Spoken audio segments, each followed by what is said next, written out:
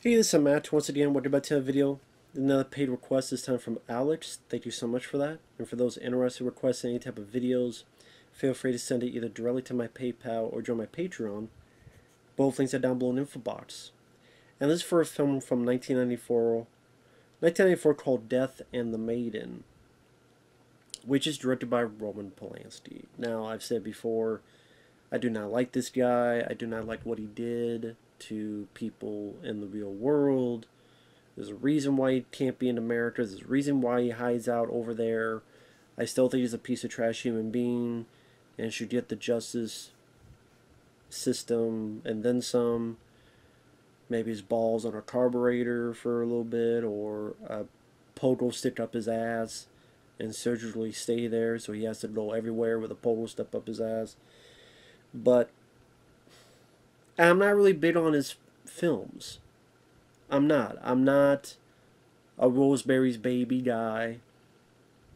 The film he did with Harrison Ford, Frantic, I always thought was boring as hell. I felt that way before I knew what Roman Polanski did. But to be fair, I did not mind this film, but it's not because of Roman Polanski's direction, it's because of the actors. And that's what you say. I did like this film, but it's because of the actors, not because of Roman. I think with this group of actors, anybody could have directed this film and would have pulled it off well. Now, writing-wise, that's a different matter, but directing-wise, yes. Because you got Sigourney Weaver, you got Ben Kingsley, Stuart Wilson, which I remember him, he was one of the bad guys in Lethal Weapon 3, he was one of the bad guys in Ninja Turtles 3, I think he was in No Escape with Ray Liotta. And pretty much the gist of it, it takes place in South America after the fall of a dictatorship. And Sigourney Weaver is the wife of the civil rights activist. Where long ago they worked at a newspaper, some bad things happen, and you could tell that Sigourney Weaver's character is not in the right frame of mind. You tell that when she hears something or someone at the door, she gets a gun ready. She'll eat food, but she eats food on the floor. You tell she's had some traumatic experiences. And they're kind of in the middle of nowhere. They're by these cliffs. The power goes out, so the power doesn't work. The phone doesn't work. You tell she has a bit of anger issues, a bit of hostility. You find out, understandably so, why later on. Stuart Wilson's dropped off by someone because he had a flat tire. They have a bit of discussion, argument, because Stuart Wilson is going up in the food chain of civil rights, and she's wondering, well, what's that going to mean about the people who did stuff to me? And he's like, listen, I promise you, I'll get them for you. I'll bring you justice and not just a flat tire. One thing leads to another. Ben Kingsley, who dropped him off, comes back to go, oh yeah, I forgot to give you this. Oh, come on in. Sigourney Weaver hears Ben Kingsley's voice, hears some of what he says, sneaks into the guy's car, drives it off. Stu Wilson's like, where the hell are you going? Ben Kingsley's confused. Sigourney Weaver looks through the car, finds some stuff, pushes the car off the cliff. Stuart Wilson's getting drunk. Ben Kingsley's also getting drunk. Sigourney Weaver comes in, knocks the shit out of Ben Kingsley, ties him up, takes her panties off, puts it in his mouth, which I'm like, is that a bad thing? And ties him up. Because Sigourney Weaver thinks that Ben Kingsley is the guy who years ago was one of the people that took her, kidnapped her, tortured her, beat her, electric shock, which thankfully we don't see. But there is a scene where Sigourney tells the horrific details to Stuart Wilson, who knew a little bit about it but didn't know the whole extent of it. And then the rest of the film is like a play. I mean, this is the thing. This movie really does play out like a play. Even the way the dialogue is said at times feels like how some people project like a play. But the actors, I thought the three actors, is mainly them, did a good job. Sigourney Weaver, she's a more sophisticated woman, but you just feel the anger oozing out of her. You keep still, motherfucker! Trying, like, desperately to convince her husband, listen, I know it's him. I know his smell. Or you making threats here? I'm in charge. It was great to see Sigourney Weaver. Like, Sigourney is a good actress. She didn't get a ton of roles. I mean, people always will look to her as Ellen Ripley because it became an iconic character. But she also did Ghostbusters 1 and 2. She also did Gorillas in the Mist. She did this movie, among others. And she's still a talented actress. Granted, she's like done a lot of cameos in films that I didn't care for, whether it be The Cabin in the Woods or whatever the hell that one movie with Bruce Willis, Cold Light of Day. But Copycat, that was a decent one. She's a good, solid actress.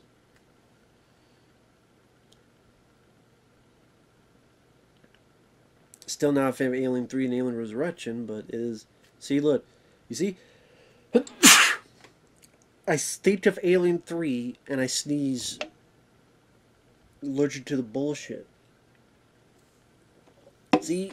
That's what Alien 3 fucking does to me. So like I say, it plays out as a play where she wants Ben Kingsley to admit his crimes. Ben Kingsley keeps saying, no, it's not me, I'm innocent, I'm innocent. Stu Wilson is thinking, okay, listen, you've been through a lot. Remember the other times you accused someone you were wrong. And she says, no, I know it's him, I know it's him. And, oh, you know what, you were a lawyer? Fine, we'll have a trial. You're the lawyer. Get him to confess. Or I'm going to shoot him. As Stu Wilson is in between thinking this wife of his is crazy and trying to do a Ben Kingsley. And then there's a thought process, well, is she crazy? Is she not crazy? Is Ben Kingsley, is he innocent? Or is he the guy who did this? And so I won't give that away. I'll give away at the end. And spoilers. But it's going to depend on how you feel about these three actors. In particular, Sigourney Weaver and Ben Kingsley. And I like those two actors. I think Ben Kingsley plays the right line of... You know, he's been a villain in other movies. Whether it be Species or various others. But at the same time, he does create that sense of fear, bewilderment, so you can buy that maybe this guy is innocent, maybe Weaver, and because we see Sigourney like have these hostile issues and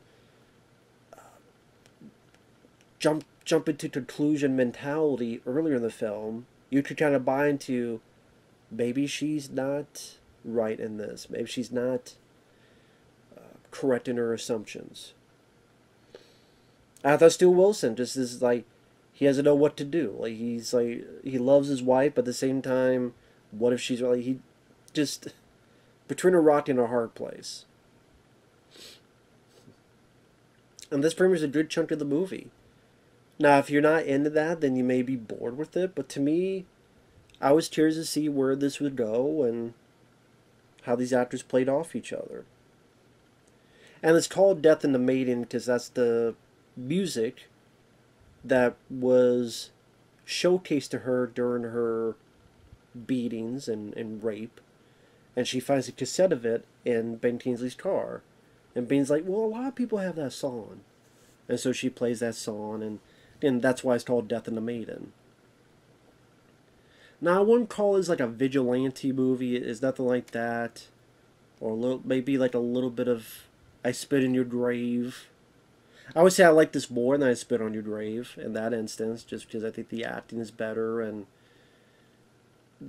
the crimes are more verbal. You hear about, you don't see it, and I think hearing about it gives enough of the picture.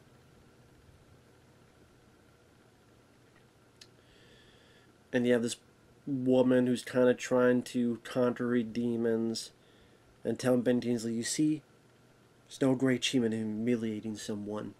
See, anybody can do it. As Stuart Wilson trying to convince her, listen,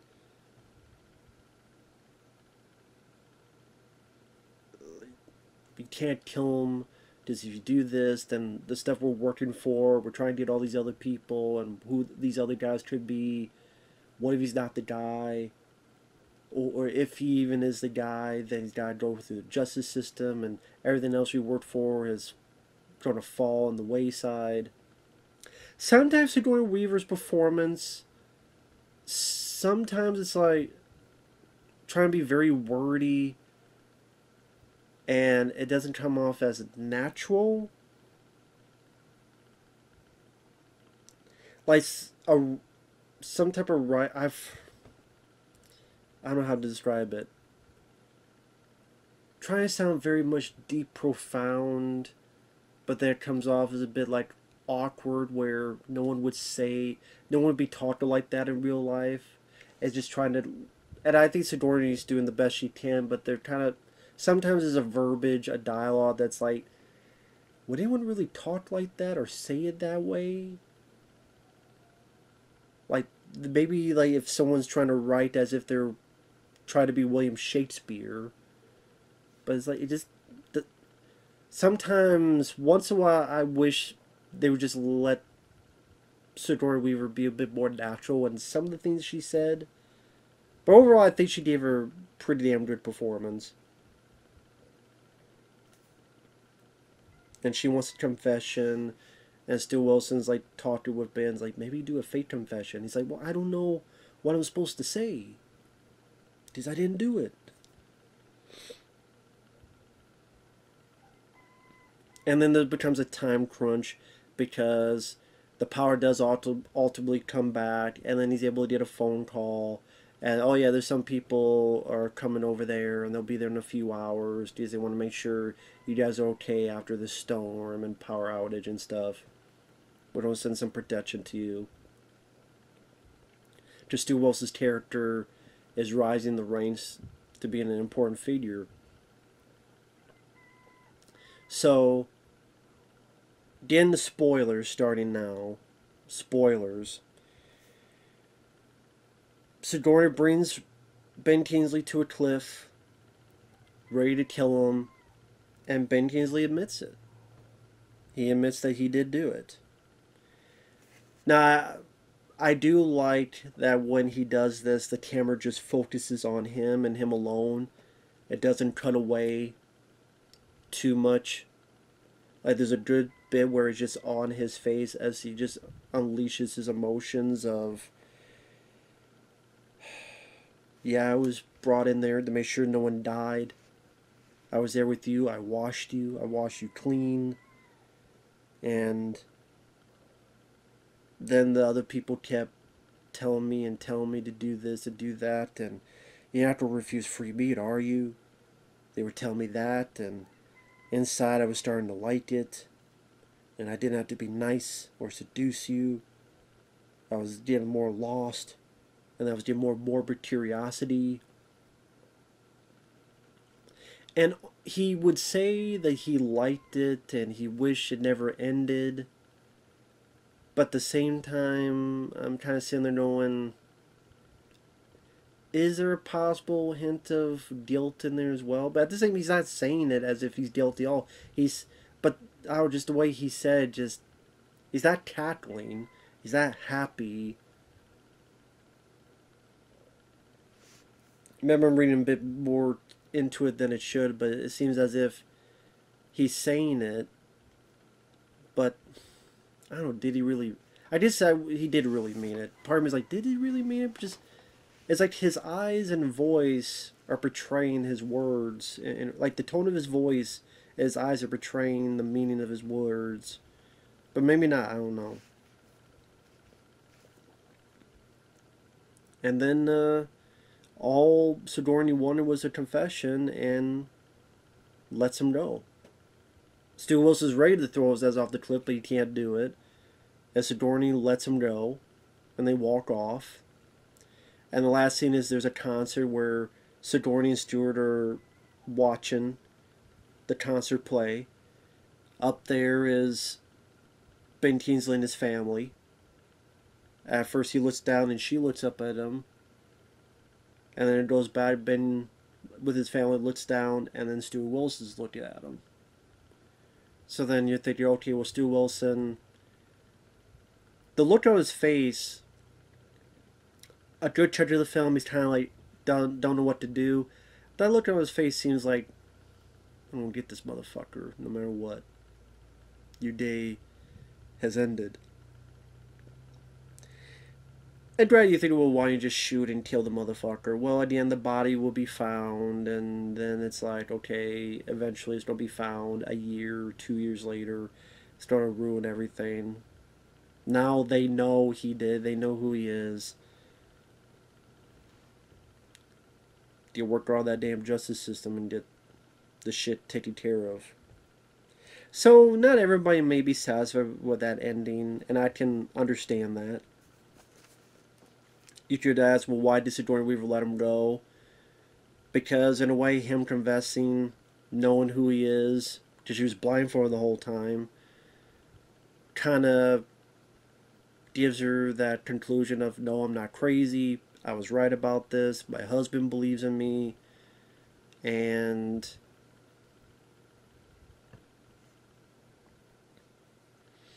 I would like one moment of, like, before the concert, like, maybe they're walking away as Sigourney looks at her husband, and maybe they hug, or maybe finally Sigourney breaks down and cries as Stuart holds her. I would like one more big emotional beat to get that arc fully encompassed. But like I said, if you like these actors and you want to see a film that is like a play, I would say I did like it. It was worth a watch, despite the fact Roman Polanski directed it. Again, I think anybody could have directed this film, because it's mostly just in one place. It's mostly just in one location.